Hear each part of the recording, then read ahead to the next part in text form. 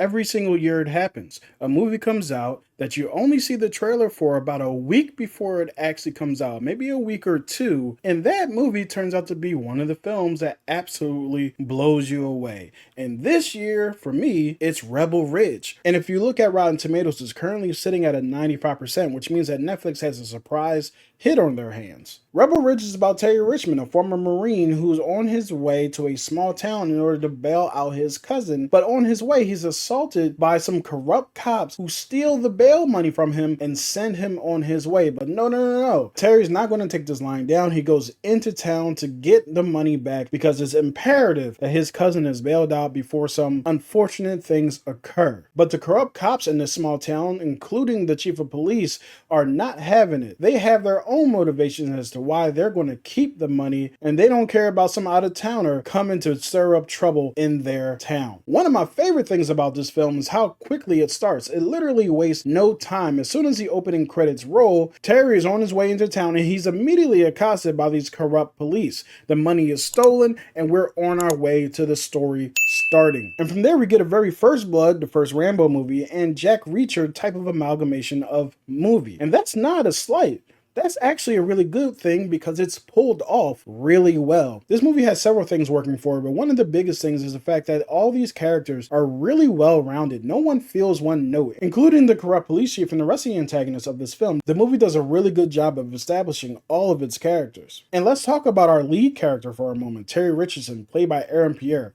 Aaron Pierre is freaking amazing in this film. He has this gravitas, this it factor that pulls you into his performance. Everything Terry is doing in this movie is deliberate, it's precise, and it does a good job of showing Terry having emotions. I think that a lot of times some of our military heroes in movies and television shows, or some of our action stars in general, have a terrible time of showing that they're frustrated or any other sign of emotion other than quips and one-liners. For the most part of the film, he shows a lot of restraint. He yes sirs and no sirs everybody who he meets, including the corrupt cops, and shows a lot of respect that they don't deserve. But when they push him far enough or he learns that something tragic has happened, Aaron Pierre is able to turn up that emotion immediately, and it never feels out of character for Terry to do that. And of course, since this is an action thriller mystery at some point, you have to talk about the action itself. And I think that the action is really smart. Aaron realizes I cannot kill a bunch of cops. Like, that's never going to serve my purpose.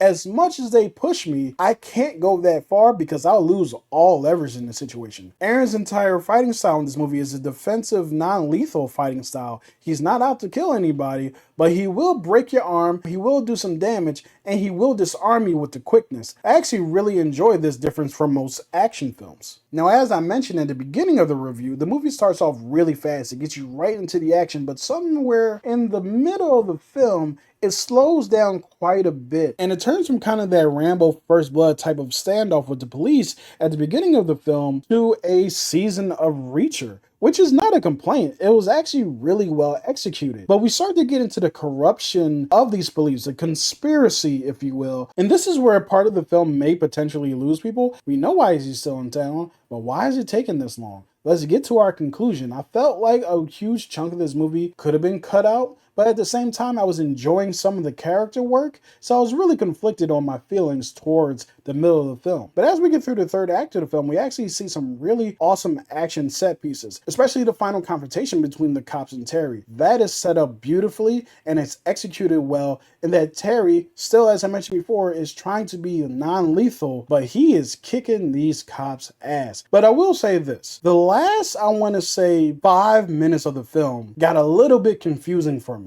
There's a sequence involving some corrupt cops and some cops who may not be corrupt that was really strange, and I couldn't follow it immediately. I wasn't entirely sure what had happened, so I didn't love the way that it ended, but that's a very small piece of the ending. Overall, I really enjoyed this film. Now, how would I rate Rebel Ridge? Honestly, I feel like it's a good time at the movies, or since it's on Netflix, it's a good time in the living room. Guys, you should definitely press play on this film. It's worth the ride. I really feel like Aaron Pierre's performance in this film is worth the price of admission alone. I really would love to see him and some more films down the road. Aaron Pierre has it all. The last time I actually saw him was in an M. Night Shyamalan film called Old as a rapper named Mid-Sized Sedan. But that's a totally different story.